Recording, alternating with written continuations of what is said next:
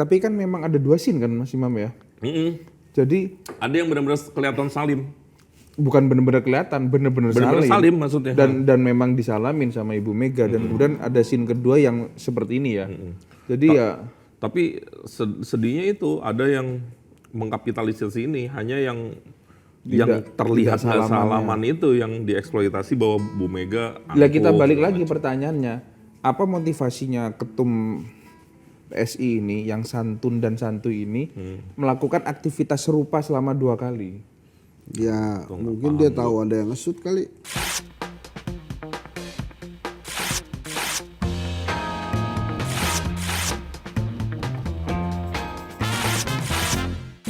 Inilah kisah sedih yang aku alami.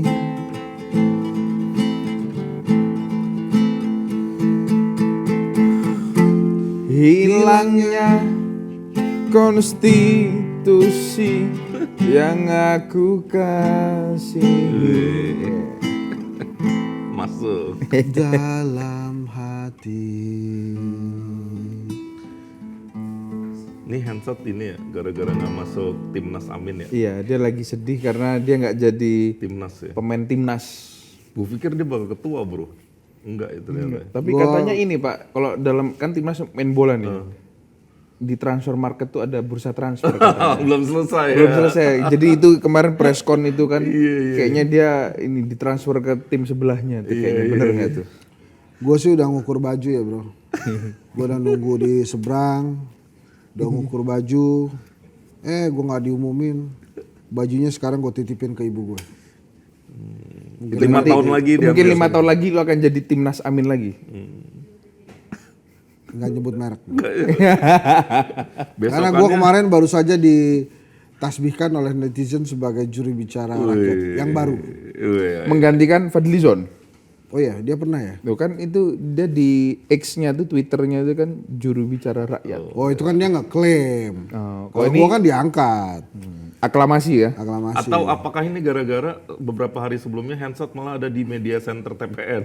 Nah, jangan-jangan itu lagi. Itu gue diundang jadi pengamat politik kan. Bicara tentang netralitas, menurut gue hal yang positif juga tuh. Karena netralitas itu memang susah bro. Makanya adanya grup band netral doang. Gak ada litas. Tapi gue ini loh bro, gue seneng loh jadi juru bicara rakyat bro. Karena sekarang kan orang makin takut ya kalau bahasanya Pak Anies tuh ada self censorship, ya kan? Itu apa itu? Kayaknya maksudnya orang tuh terbiasa sekarang eufemistik, mau ngomong yang lugas tuh takut. Susah banget bahasanya Imam.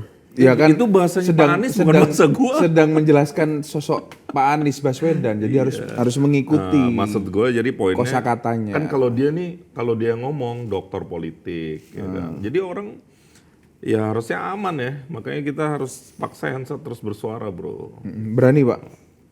Jadi yang ditangkap. Udah pada mulai takut nih Pak. Iya Kenapa yang mulai takut? temen gue Aiman udah dilaporin tuh. tuh. Berapa 5 apa 6 Iya Haris Azhar juga ya.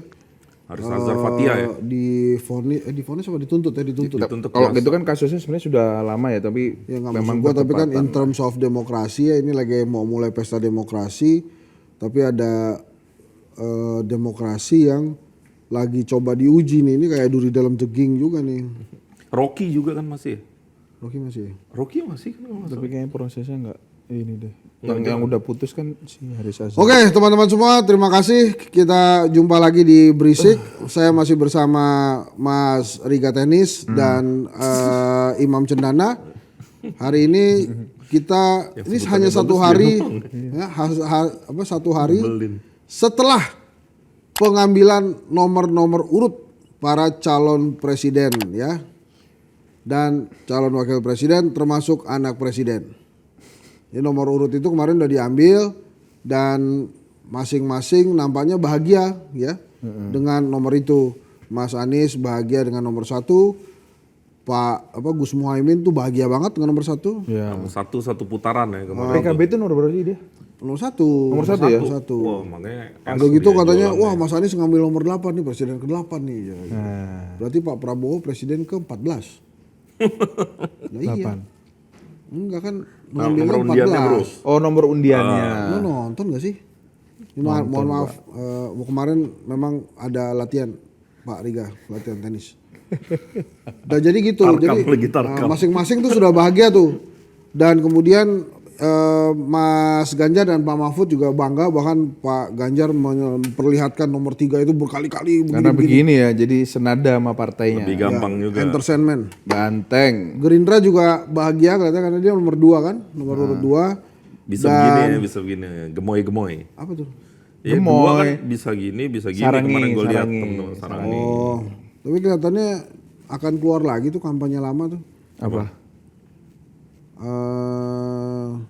Salam 2 jari, jangan lupa pilih Jokowi. Iya juga. Gitu lagi kan. Salam 2 jari, jangan lupa anak Jokowi. Ya, gampang ya. Namanya Rubah Gibran liriknya Rakabumi. Saya nggak ikut-ikutan Mas Gibran. Lah emang bener kan, Saya emang kan siapa hanya lagi? menyampaikan kenyataan kan. Itu bisa jadi tuh lagunya itu. Makanya kan pertanyaan kita sempat bahas kan. Itu kalau Pak Prabowo menang, misalnya ya, bila dan hanya bila, jika dan hanya jika gitu ya. Kalau menang tuh dia, yang jadi presiden tuh Prabowo atau tetap Pak Jokowi tuh?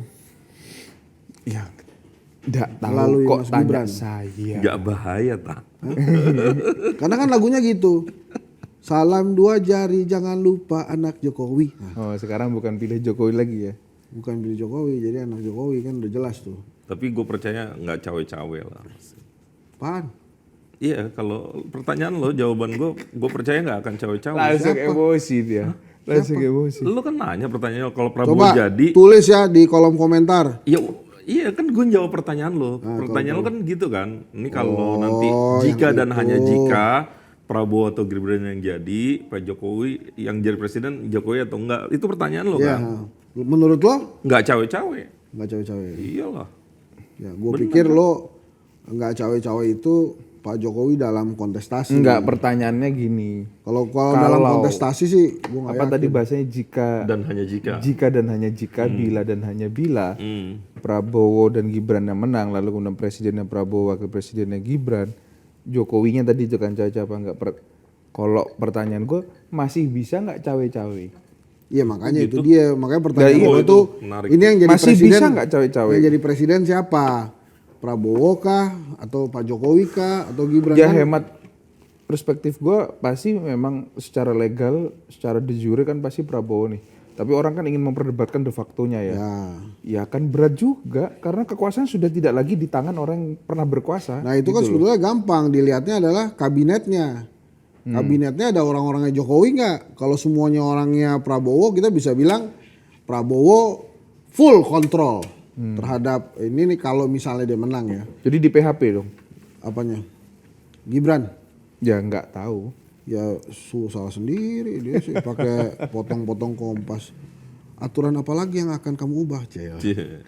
Nah tapi Prabowo ini canggih men. Strateginya untuk menjadi presiden ya. Pertama-tama dia jadi wakilnya anak presiden. Ibu Mega kan anak presiden kan. Oh iya. Tapi bapaknya sudah tidak berkuasa, jadi beda nggak apple to apple. Ya hampir sama dong nanti. Enggak dong. Oh sekarang Kan masih dia berkuasa. wakil. Nah, Dia jadi wakilnya kalah. kalah.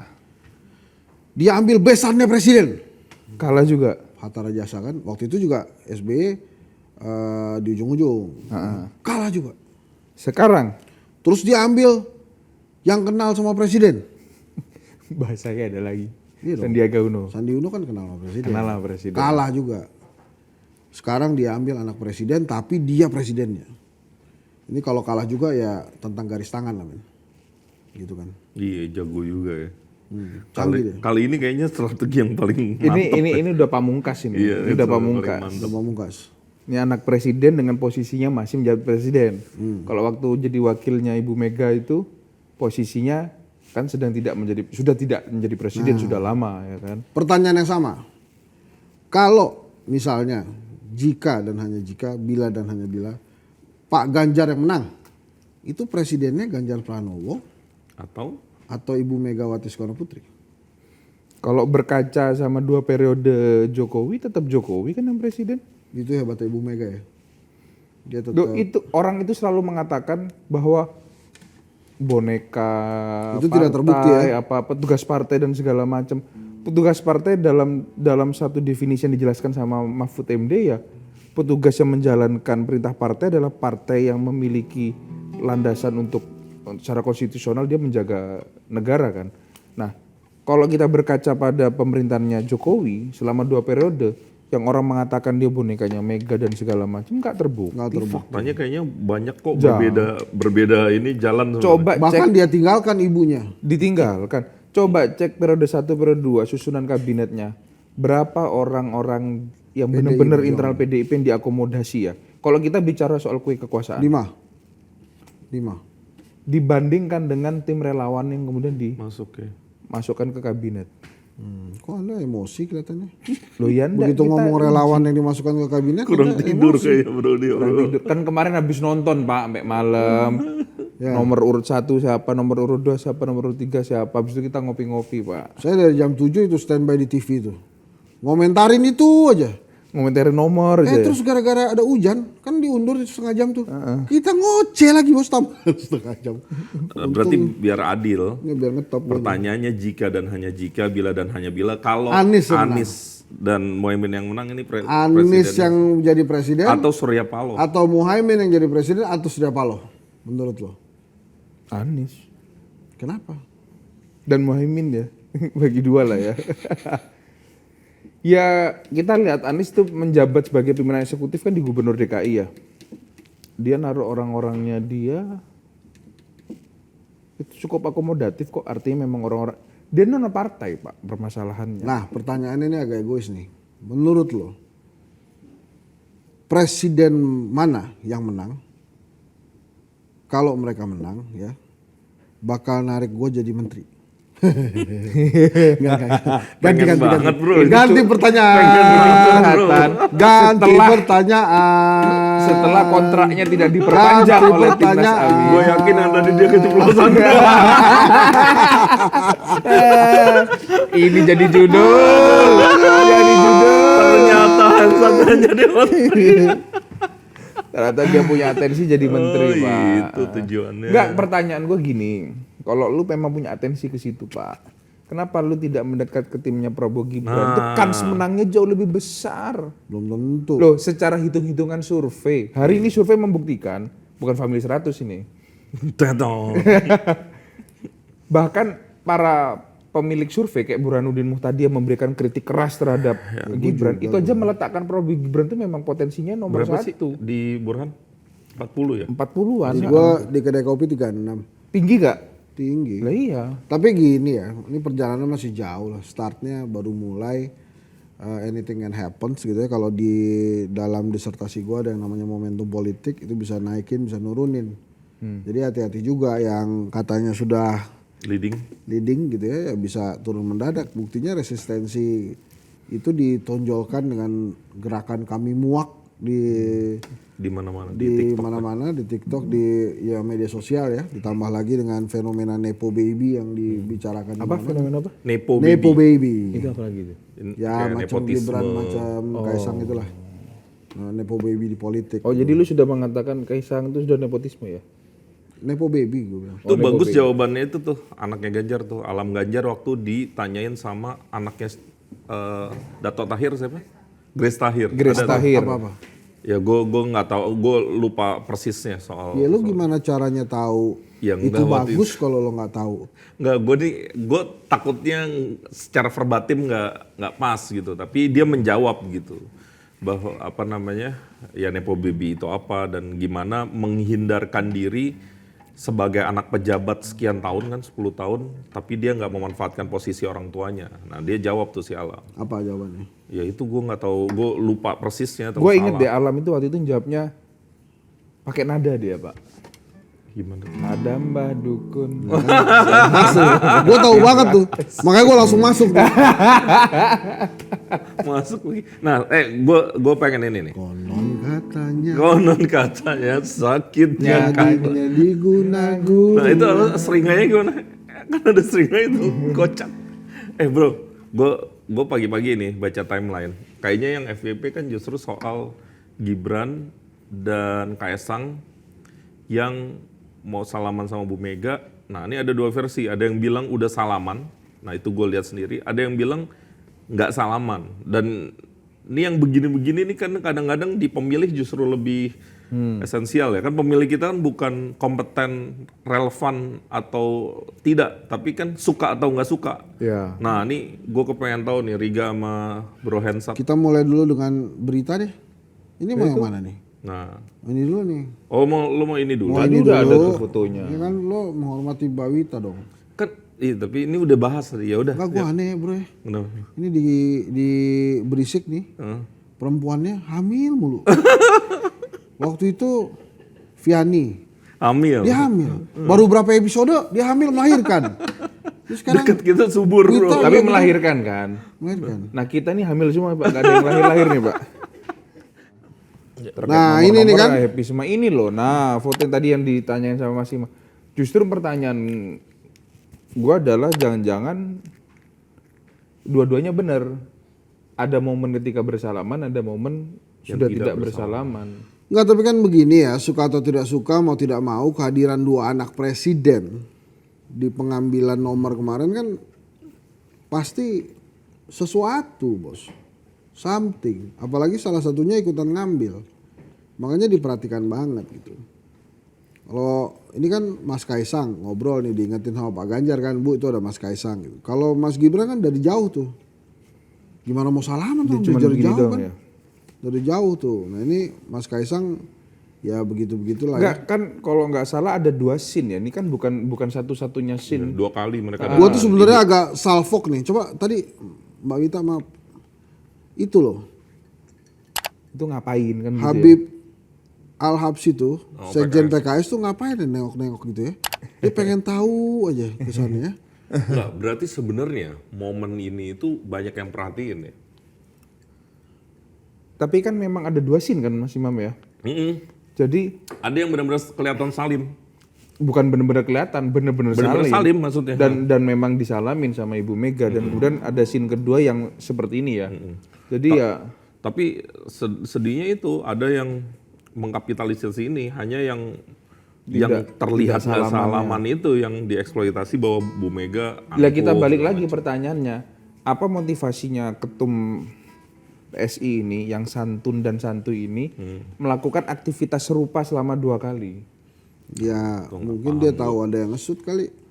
Oh, Iya, sadar ini kamera atau panggung gimana? besar ya. Itu pertanyaannya, kenapa Dan ini kan harus dilakukan secara 2 kali gitu loh? ya dia pokoknya memanfaatkan banyak momen lah bro. Gue sih ya itu mungkin banyak juga yang berpendapat kayak gue ya. Ya lo kalau bukan anak presiden nggak mungkin di situ lah. Tapi bro, ini kan ini dari sisi keilmuan ya. Emang bener ya orang kita tuh lebih soal suka nggak suka ya, bukan pinter nggak pinter, relevan nggak relevan. Iya, jelas suka nggak dong. suka makanya Iya, ini kan ampun ya. makanya ini ya ini gue menganalisa sedikit kenapa kemudian sampai hari ini Ibu Mega tidak memecat Pak Jokowi dan Gibran. Bobinya udah ya? Bobinya udah karena kan dia mungkin nggak masuk hitungan ya. Jadi kalau kemudian hari ini situasinya Ibu Mega tuh dilulukan oleh orang-orang Indonesia. Kenapa? Karena dia sebagai seorang ibu menyelesaikan tugasnya, membesarkan anak-anaknya, Dan jadi nih. jadi presiden, jadi wali kota, gitu ya. Setelah itu dia ditinggal oleh anak-anaknya. Jadi kesalahan ini ada di anak-anaknya. Wah, nggak bener. Ibunya udah capek-capek memberikan fasilitas, membesarkan, ditinggal begitu aja. Tapi kalau Bu Mega pecat, itu bisa 50-50 juga. Wah, tega banget nih ibunya nih. Bukannya ngasih maaf lah. Anaknya begitu namanya juga anak ya, lupa diri kali ya, dikasih maaf lah gitu. Makanya Ibu Mega hari ini playingnya begitu aja. Ya kembali ke diskusi kita 2 minggu terakhir, kan gue selalu konsisten kan. Tipikal masyarakat Indonesia Orang itu tuh ya, kalau masyarakat- dipuji orang lain gitu ya. Gua sama Imam bilang, gak lu tuh selalu konsisten dari 2 episode sebelumnya. Nggak, gua selalu Jadi baru bilang. kali ini dia bilang, gua kan selalu konsisten ya. Lah memang Nggak, bisa diuji, sebentar, bisa sebentar. diuji. Mam, kita kasih lah. Iya, iya. Enggak. Nggak Lo akan gua ngomong potong. dong, lo ngomong dong. Lo kan selalu konsisten gak gitu. Enggak, Gimana? artinya yang selalu gue bahas dan gue tekenin itu dalam setiap pertanyaan yang satu waktu itu dan pas ada Bung Masinton juga kan bilangnya ya tipikal masyarakat Indonesia itu masyarakat sinetronik, masyarakat dramatikal. Makanya kalau misalnya Ini yang disadari para paslon ini. iya, jadi masyarakat kita itu susah, lu mau tembak secara logika. Bukan berarti kita tidak memiliki kualifikasi pendidikan, tidak. Gue potong dikit. Ini membuka ruang, artinya gestur sopan santun itu bukan gestur yang tulus. Membuka ruang itu enggak? Gua nggak berani ekspektasi sampai ke sana. Tapi yang pernah gue pelajari sama beberapa kawan-kawan senior di politik itu pernah bilang ke gua, gak, politik di Indonesia itu kuncinya 2 R. Apa tuh? 1 rasa, 2 rasio. Dan itu nggak bisa dibalik. Lu kalau menaruh rasio di depan, itu kalah. Elektoral ya, kita bicaranya. Tapi kalau lu taruh rasanya di depan, rasionya ngikutin. Logika yang paling dasar dicontohkan mereka ke gue waktu itu, ibarat anak diminta sama ibunya ke warung. Padahal anak itu lagi asik main game apa Mobile Legend dan segala macem. Kalau anak yang baik dia akan ngikutin nggak perintahnya? Karena apa? Karena rasanya disentuh. Nih ibu gua gitu loh. Dia tidak perlu pembenaran logika. Kan jam segini apa gitu. Nah itulah masyarakat kita hari ini gitu loh. Dan kesadaran itu juga dimiliki para politisi ini ya. Yes. Nah berarti ya hebat juga. Sudah dewasa sekali berarti ketum partai yang satu ini kan untuk untuk melihat bahwa ya masyarakat kita memang masyarakat yang disebutkan oleh Pak Jokowi banyak dramanya. Jangan lupa dia mendekati Ibu Mega berdua dengan kakaknya. Yes. Bareng itu jalannya bos. Iya. Tapi Gibran pulang duluan. Jadi nah itu ya menyambung tadi tuh anak yang main game kemudian harusnya mau. Itu bisa jadi salah kaprah juga ditonton oleh masyarakat. Pada saat anaknya nggak mau mengikuti atau memenuhi permintaan tolong ibunya gitu ya. Si ibunya marah. Pas dilihat oleh orang Indonesia. Tetangga-tetangganya. Langsung wah Ibu nggak tahu ini diri ibu nggak gitu. tahu diri kekerasan pada anaknya nih. Anaknya dimarahin segitu rupa gitu ya. Dan si ibu sudah tidak punya daya untuk membela lagi. Karena dia sudah dijudge bahwa ibunya yang salah. Nah itu yang dipegang oleh Ibu Mega yang setengah mati hari ini. Jokowi dan Gibran pusing gue nggak dipecat-pecat.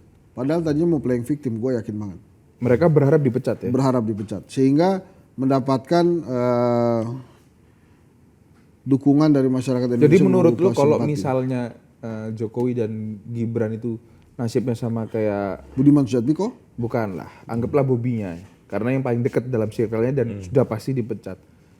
Itu headline-headline-nya kan pasti kan media-media akan bicara bahwa Jokowi dan Gibran dipecat dari PDIP, itu mereka menikmati menurut lu? Menikmati. Akan menikmati.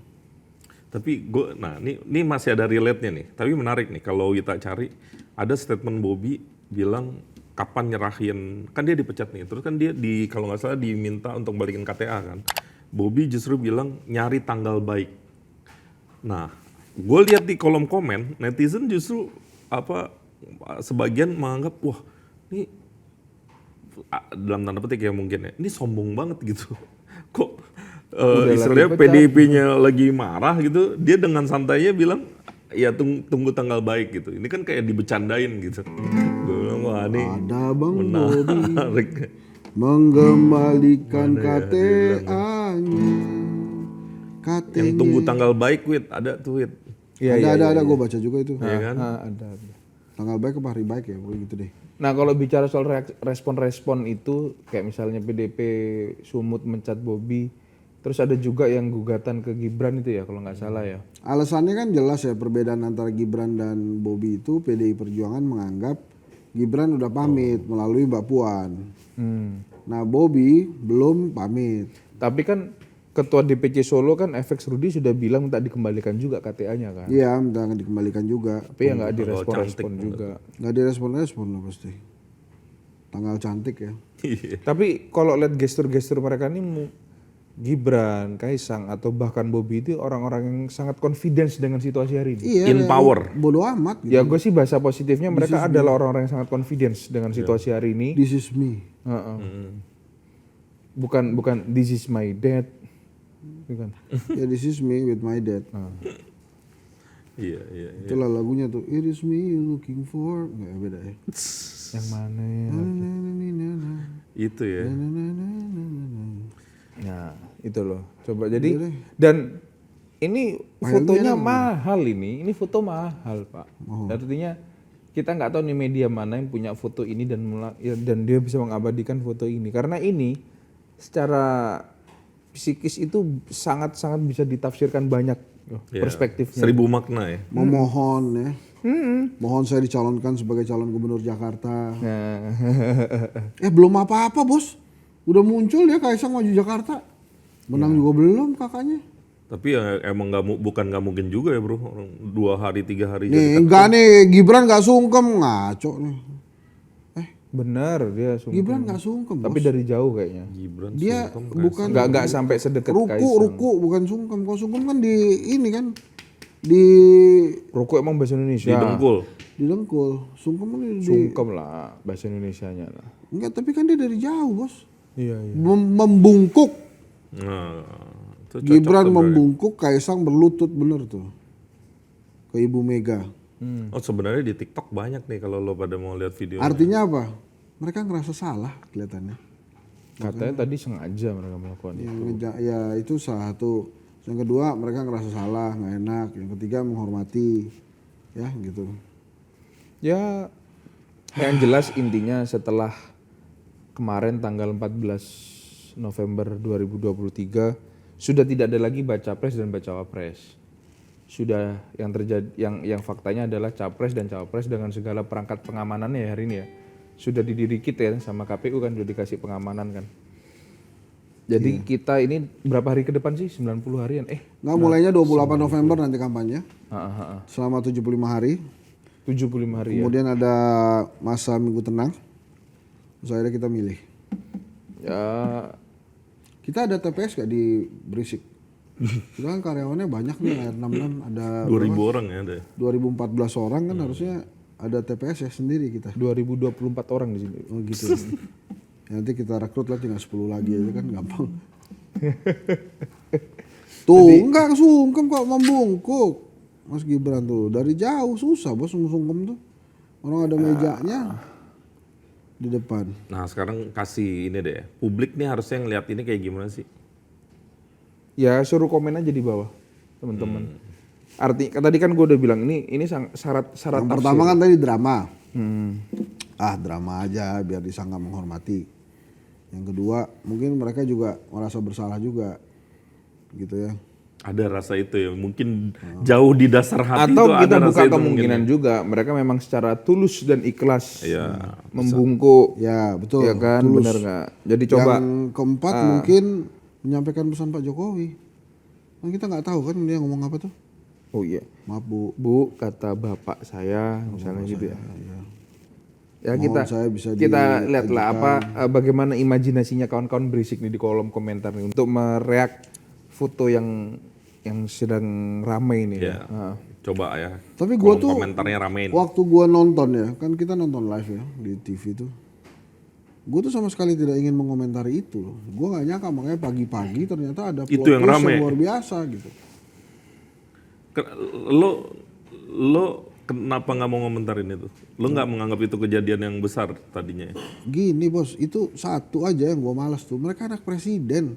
Ada di situ karena mereka anak presiden gitu. Jadi lo kasarnya, jadi lo nggak mau ngitung lagi gitu. Iya ya udah sih, ya udahlah. Gitu terserah dia aja lo bayangin tuh kan, itu kan senior partai itu. Ada Pak Mardiono, ada Pak Oso, Bu Mega gitu ya. Sebelah sananya ada Jazilul Fawaid, ada Habib. Mereka tuh duduk di row depan itu melewati Masa-masa luar debu, biasa. melewati luka, tangis, kemarahan, kegagalan ya. Baru bisa duduk di row depan itu. Iya. Kan gitu kan. Ganti lagi tuh. Ganjar Pranowo singguk politik drakor. Ini respon Gerindra dan Golkar. Ini cakep.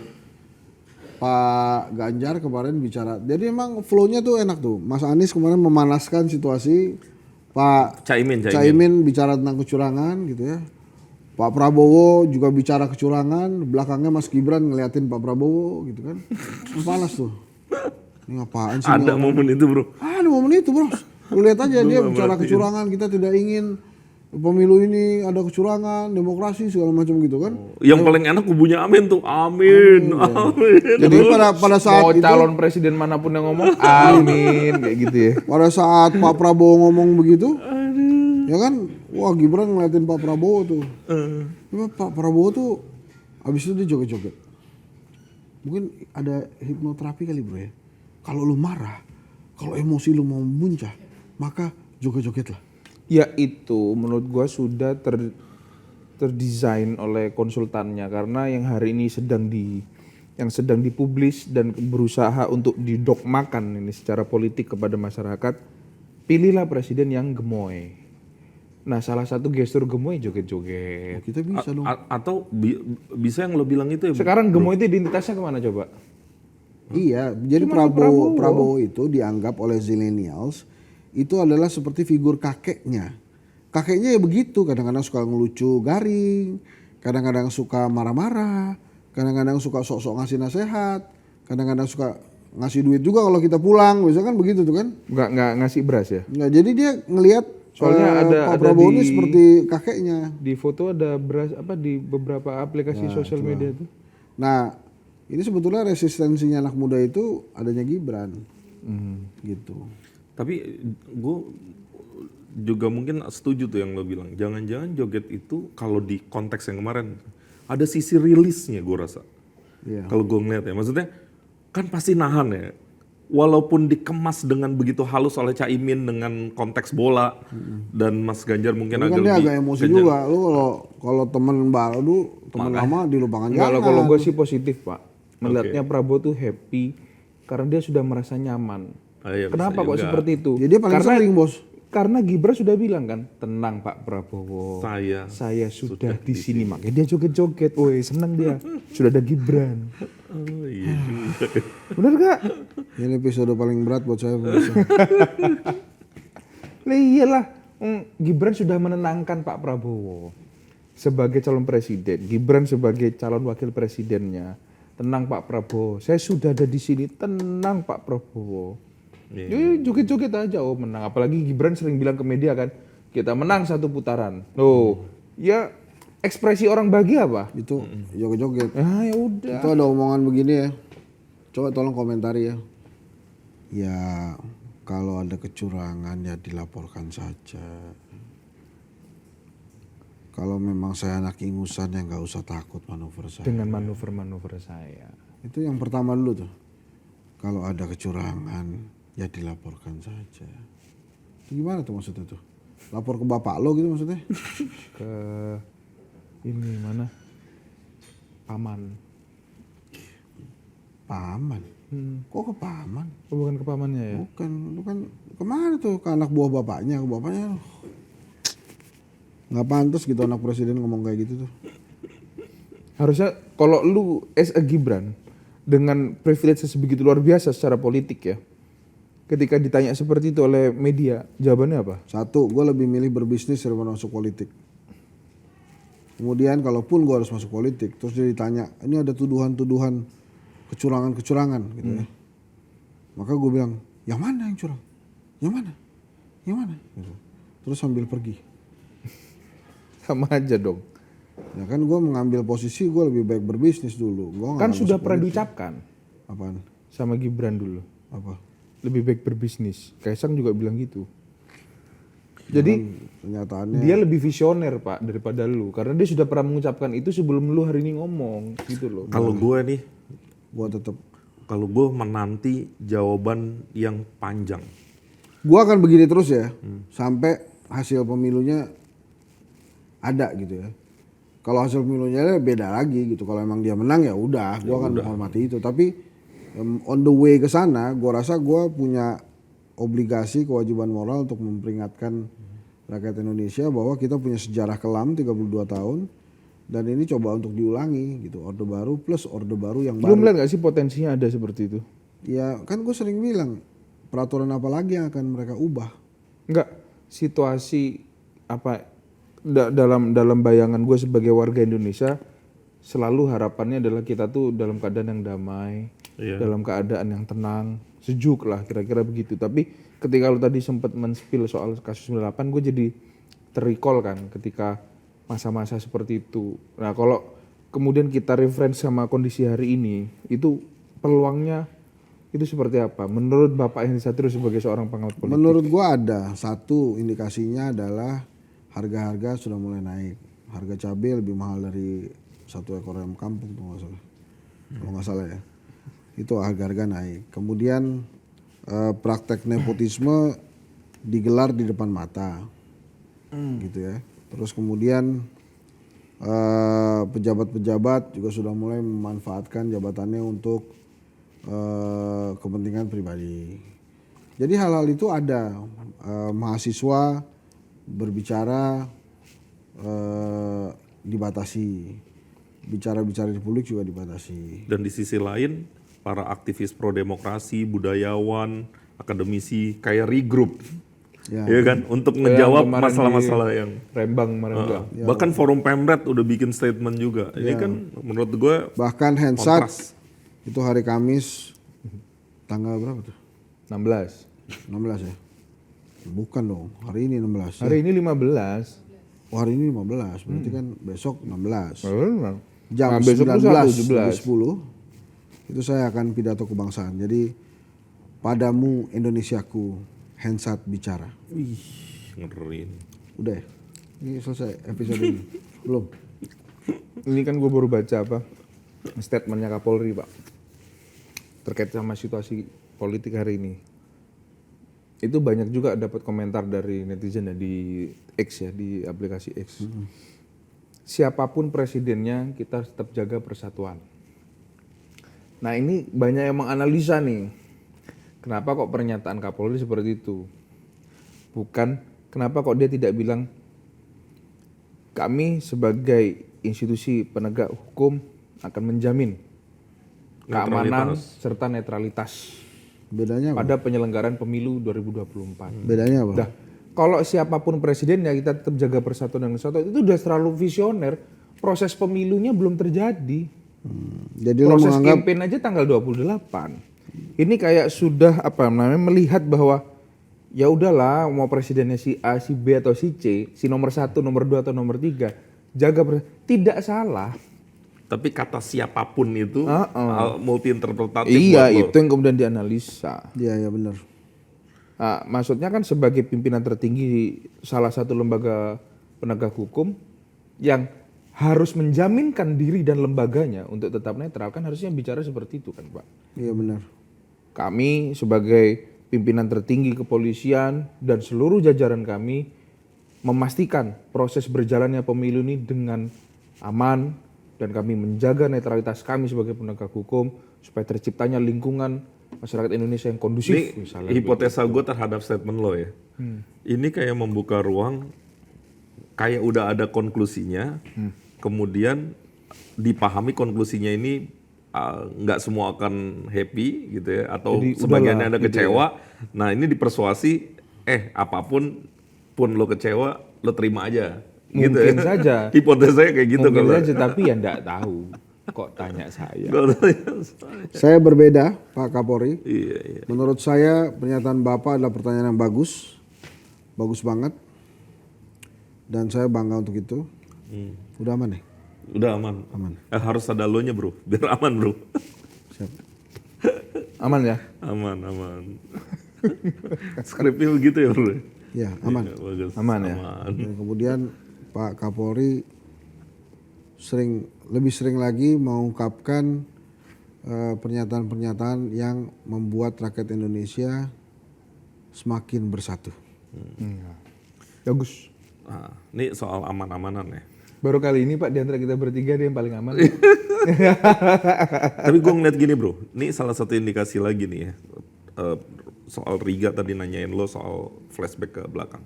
Yang menarik ya, di tengah banyaknya tekanan terhadap orang, terhadap kebebasan bicara orang, makin banyak walaupun dalam tekanan ya, makin banyak yang nekat, berasa gak? Kami muak itu salah satunya. Kami muak, terus tokoh-tokoh kayak Bang Faisal Asegaf segala macam, Rocky. Ya seperti pasir digenggam aja. Hendri Satrio nggak disebut. Kan besok pidato kebangsaan. Iya, di situ gue rasa akan nggak aman banget tuh bro. Gua rasa Makanya dia akan tadi tunjuk hidung makanya besok. tadi bilang kan Pak Kapolri bagus pernyataannya oke. Karena dia ngepur buat besok. Iya, karena besok dia harus dijamin. Dia katanya besok nggak akan main aman bro. Dia akan semua ditunjuk. Oh, enggak Di gitu. mana Pak? Di Monas atau di mana Pak? Nanti rencananya saya di Cibodas Pak. Jadi live streaming. Itu camping nggak mau ngapain bro. Supaya kepala saya dingin pada saat menyampaikan pidato kebangsaan itu Pak. Jadi ada tujuannya. Sekarang panas kepalanya. Sekarang agak hangat Pak. Tuh Wita udah mau ngetik tuh. Wita tuh pasti suruh closing. Udah 40 menit. Oh. Jadi memang kondisi anak presiden yang maju ke Pilpres 2024 tidak bisa kita hindari. Wah Wita luar biasa. Berani banget Wita ya. Handshot aja main aman, Wita nggak main aman. Ya. Oh, gue udah nggak boleh lagi nyebut itu bro. Anak presiden. Tuh tanggapan Gerindra apa sih ini? Biar balance. Oh, terkait pidato-pidato. Ya ini ya apa mungkin di satu sesi terakhir ini kita ngebahas 3 pidato dari 3 capres gitu loh. Oke, kita mulai dari yang mana dulu? Nomor 1 dong. Lo nggak bisa nomor begitu 1. bos. Lo nggak menghormati cara-cara KPU. KPU itu nomor antrian aja diundi men. Nah ini kita juga gitulah. Kita mengundi ya. Siapa yang akan kita bahas dulu? Pom Bimpa berarti. Ya, misalnya gue nomor kan 1, 2, 3 lah. Gitu 1, 2, 3. Lo 1, 2, 3. Kenapa kok nggak dari lu satunya gitu? Karena Ya, sudah nggak di sana boleh lagi. juga, boleh juga. 1, 2, 3 juga boleh. Jadi gimana nih maunya? Dia berarti udah di 3 bro.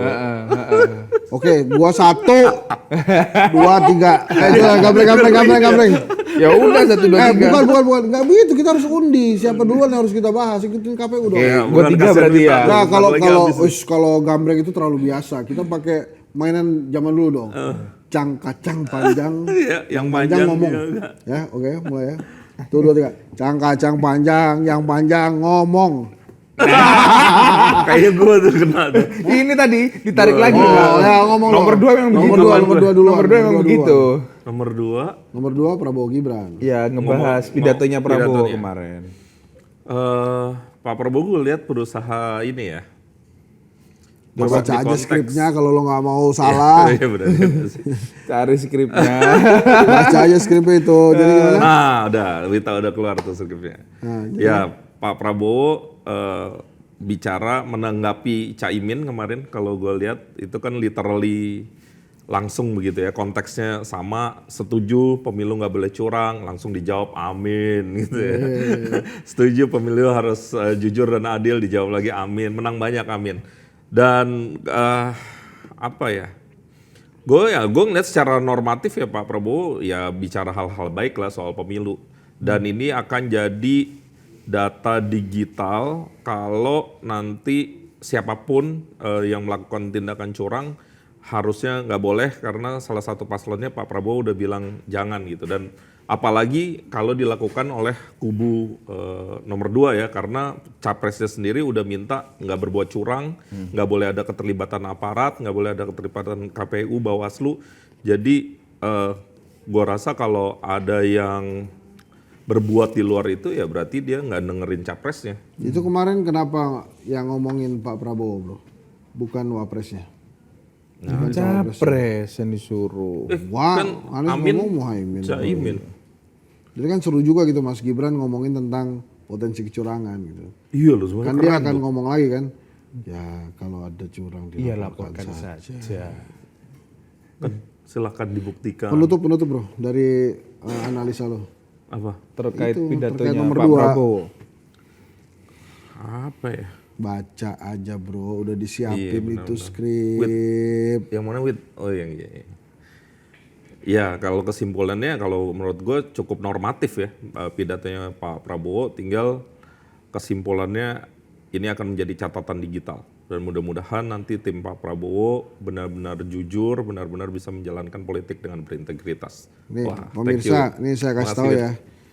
Di situ tuh tulisannya bukan normatif, tegas ditulis sama Wita. Diganti normatif sama dia nih. Iya kan? Nggak taat skrip. Dah sekarang Nah, kita switch Jepang. Sweet ya, Jepang. Ya. Kenapa nggak Indonesia? Oke, Indonesia. Nasionalisme di Wah, mana? bangsat nih, bener-bener. Indonesia. Oke, lu duluan. Lo kalau gue menang gue yang terakhir. dong. Oh gitu ya gue. Iya. Jadi ini gue nomor 1 nih. Nomor 1. Emang nomor 1 kan harusnya. Ya, Cuma nggak dipakai lagi kan. Bagus tuh. Mas Anies kemarin dapat nomor 8, nomor 1 langsung media sosial pendukungnya hari ini bilang, wah Mas Anies presiden ke-8, 1 putaran gitu. Semuanya pengennya 1 putaran. Kemarin mengejutkan menurut saya, Mas Anies mempersilahkan Gus Muhaimin untuk berpidato dan pidatonya dia sangat khas NU ya. Jadi berapi-api, jenaka, ada pantun-pantunnya gitu ya. Dan bicara amin-amin juga gitu. Dia tapi gara-gara Caimin itu yang memulai bicara tentang kecurangan, maka ada amplifikasi di paslon-paslon selanjutnya bicara juga tentang kecurangan. Nah itu menurut saya kemarin tuh emang jadinya suhunya tuh melandai terus akhirnya naik ditutup Mas Ganjar nanti. Dia kasih tone down tapi dikasih entry point. Ya betul, akhirnya semuanya ngikutin tuh. Kenapa Mas Anies ngangguk-ngangguk? Ya kemarin itu ini bener nih, jago nih Mas Agil nih. Kemarin tuh pada saat Gus Muhaimin pidato, emang Mas Anies tuh kebanyakan ngangguk-ngangguk tuh. Mungkin dia udah gak sabar juga tuh ya, pengen gua rebut juga nih mikrofonnya dia. Tapi Gua ngomong. pertanyaan kita kan di nomor 2 dan nomor 3 kan semuanya capres ya. Kenapa tuh Gus Muhaimin bukan Anies? Ya itu kan tadi gua udah sebutin, itu mungkin ingin ada faktor kejutan, faktor kejut ya.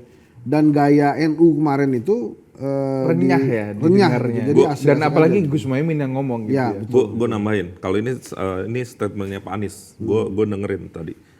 Alasannya ini gak, Pak Anies bilang dia kepengen ngasih tahu ke publik, cawapres itu harus setara levelnya dengan capresnya.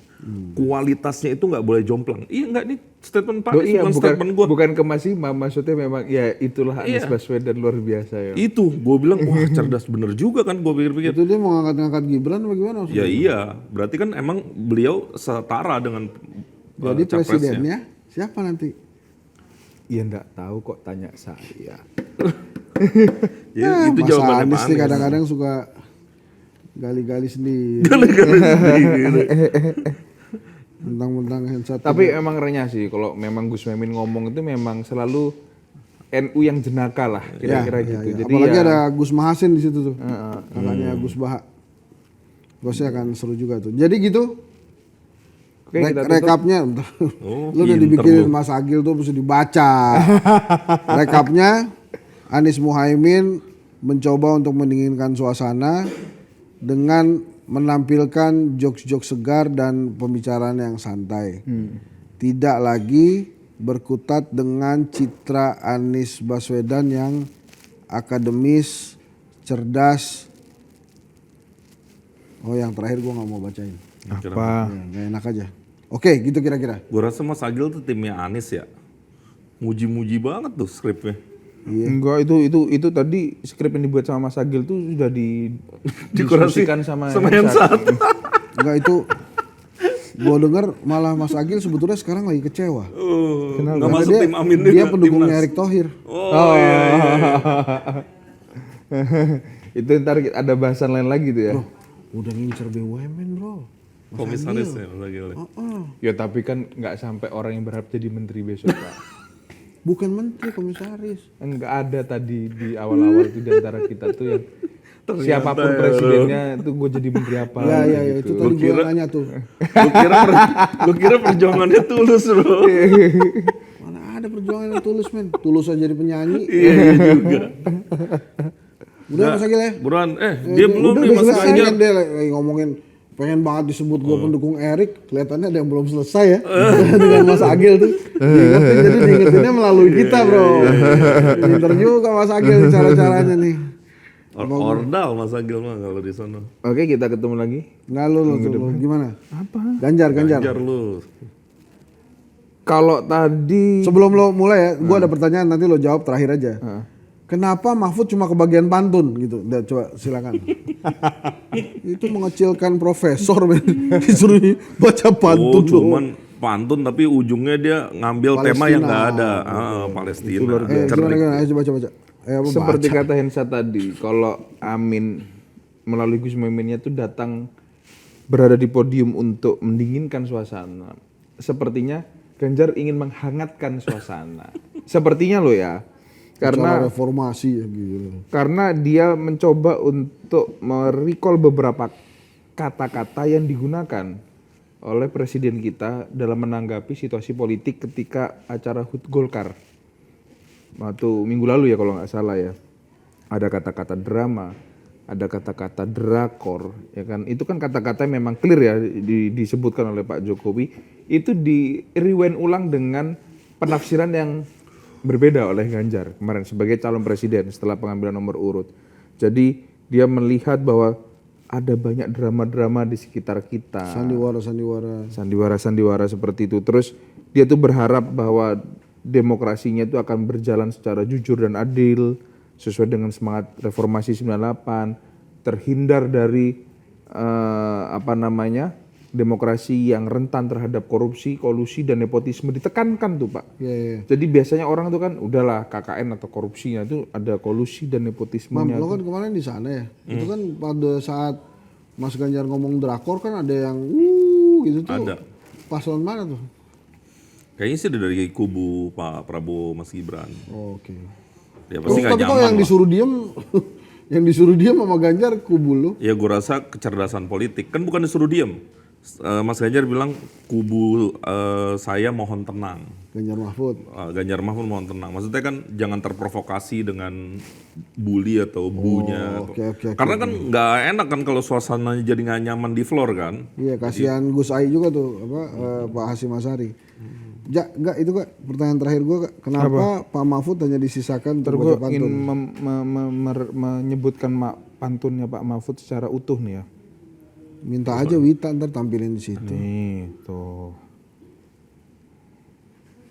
Satu lagi kata gitu. Riga totalitas dia komentar. Membakar seafood dari Palu Cakep. ke negeri Cina naik pesawat. Artinya Kalau Ganjar Mahfud menang pemilu, dukungan ke Palestina makin menguat. Wah, Itu yang kedua, yang pertama. Hukum yang tegak harapan kita, sejahtera merata idaman bersama. Ganjar Mahfud pilihan kita, gotong royong pilih nomor 3. Wah, ini keren. Ya, masukin itu elemen ingin gotong royong. menjelaskan bahwa orang sekaliber Mahfud MD dengan gelar profesornya itu tidak boleh kehilangan kreativitasnya dalam mengolah kata. Jadi itu bukan mengecilkan, tapi justru meninggikan. Tidak. Memang sudah seposisi. Ya, termasuk pantun ini kan juga bukan murah, ini kan sebuah kreativitas. Punya isi kan. Susah bos pantun itu bos. Pantunnya punya isi, bicara pada substansi konteks hari ini soal isu kita yang berusaha untuk mendukung Palestina dari semua jalur diplomasi lah ya. Terus kemudian ya salah satunya dia juga campaign untuk dirinya dia dan Ganjar gitu kan, dengan logikanya itu. Kalau gitu kita tutup dengan pantun lah. Silakan Mas Imam. Gue mikir nih. Cakep. Gue cakep aja deh pokoknya. Pergi ke Kemang naik beca. Nah, cakep. Cakep. Ayo kita main politik, tapi jangan cuma bisa menimang. Ya boleh lah. Boleh lah. Harusnya ada lagi tuh rimanya tuh. Tadi udah dapet hilang. Udah. belum bikin bro. Belum bikin. Ntar dibikinin Wita dulu. Ya. Baru di ini. Tolong Lu bikin. dapet. Jalan-jalan membeli balon. Ada 3 paslon. Bener-bener ya. Cuma satu lagi rimanya tuh. Aduh. Diketawain Pak Mahfud tuh saya. Kak. Ini karena ada gelas dan isinya es teh, Pak. Wih. Minum es teh pakai gula. Cakep. Wah kayaknya dia bisa nih. Yeah. Halo everybody. Kekuasaan bukan milik keluarga. Iya. Akhirnya ada yang berhasil. Demikian teman-teman perbincangan tepi jurangnya Riga. Riga ya tuh orang kita enggak. Jadi kita Tapi masuk kan Masuk. pantun gua. ya jadi sudah terlihat cita-cita kita semua dari yang ingin jadi petenis, yang ingin jadi anak orang kaya, Sudah dan kan bagian jadi dari keluarga Cendana. menteri. Ngaku ya. Bro lu mau Clear jadi ya. menteri apa sih? Enggak, gue pengen jadi ini bro, nanti pas pilkada gue pengen maju jadi wakil aja, wakil gubernur. Tapi lu anak siapa? Anak Pak Iwan, udah almarhum. Makanya besok gue mau pidato kebangsaan supaya naik level gue lah. Keren. Ya. Dan tenang teman-teman berisik itu juga akan ditayangkan Gue oleh Mas pikir Agil. dia bilang tenang, saya di sini. Itu gimana ya caranya ya supaya demokratis ya, Apa? nggak ada kecurangan ya. Apa yang harus dilakukan rakyat tuh? Yang pertama, gue sebagai masyarakat yang berketuhanan yang Maha Esa, Pak. Jadi nyambung lagi. Ya ibadah aja, Pak. Kita sholat, berdoa, Pak. Yakinlah pada pertolongan Tuhan untuk menjaga Indonesia yang berkemanusiaan, yang Susah adil banget dan ya beradab. dipikir emang yang ngasih suara Rokib Atid ya. Karena kan tujuan kita adalah untuk persatuan Indonesia. Mampus lu tuh. Di warning lu sama Mas Agil. Kalau gue nih bro, gue berharap ya ada patriot di semua lini ya, Berat di lagi, ASN, di KPU, di Bawaslu, di TNI, di Polri yang punya keberanian. Kalau emang ada arahan tertentu untuk memenangkan calon tertentu, padahal institusi yang harus netral harus dilawan. Ya gue berharap itu masih bisa ada gitu ya. Ya seperti yang Aiman ceritain kan, nggak semuanya berusaha nurut, tapi semuanya malah nge-spill gitu kan, wah ini ada nih kayak gini gitu. Ya mudah-mudahan aja ada yang makin banyak gitu yang berani ngambil sikap. Oke. Gue setuju sama Mas Imam. Jadi kalau ada yang curang-curang kita Mas Imam harus lawan ya. Kita mendukung Mas Imam untuk menjadi yang terdepan Padahal dalam Pilgub menghadapi kecurangan ini. Nah, Jadi udah tuh gua Mas Imam. kita harus sesuai kan karena namanya imam kan memang di depan gitu ya. Imam Yamaha lo sekarang ya. Jadi ya kita dukung lah Mas Imam. Berani ya Mas, jangan takut. Amin. Kalau ada Tuh, gua amin apa-apa tuh, dia seneng tuh pasti. ya kalau ada Amin. apa-apa ya sampaikan ke kita gitu ya. Apa-apa yang mau lo tinggalin buat kita boleh. Setidaknya Pada kami saat lo dukung maju dengan ke doa, depan, kan. Mas. Kan yang main tweet jurang dia, kalau gue himbauan tadi, gue nggak ngomong apa-apa. Enggak ya makanya gue mengamini itu dan mendukung lo supaya lo tetap berani melawan. Merdeka. Next Salam kita aja. bahas potensi pidato debat capres dan cawapres. Ya, nggak bisa. Minggu depan itu ngebahas pidato kebangsaan gua. Oh iya. Curang gitu. Kita bikin juga Pak, jadi semua saling bahas pidatonya Enggak, masing-masing. kita nggak perlu berdebat, Pak. Kita tanyakan ke Mas Agil. Trafficnya tinggi nggak Mas? Nah, Pidatonya udah. dia? Itu aja dulu. Kalau menurut pengalaman ya, itu pasti akan lebih tinggi daripada David lah. Gitu. David berapa men? Ya cukup lah ya, kita bahas tamu kita. Besok ya.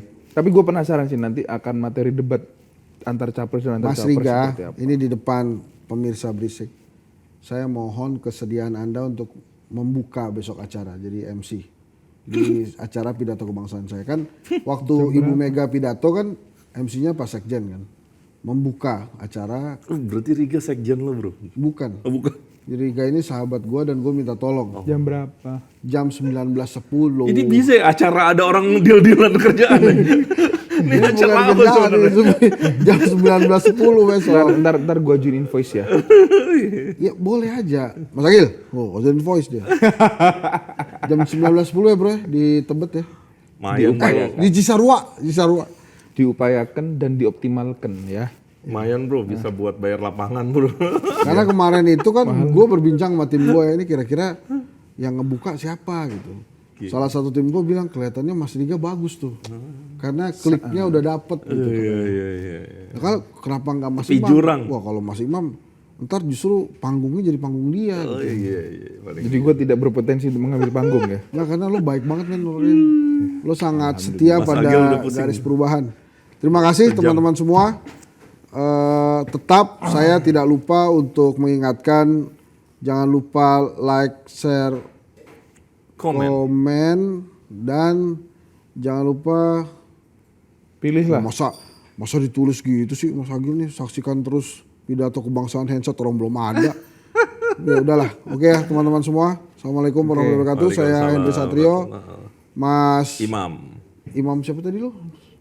Selain Cendana dan Riga Tenis mengucapkan terima kasih. Assalamualaikum warahmatullahi wabarakatuh. Waalaikumsalam.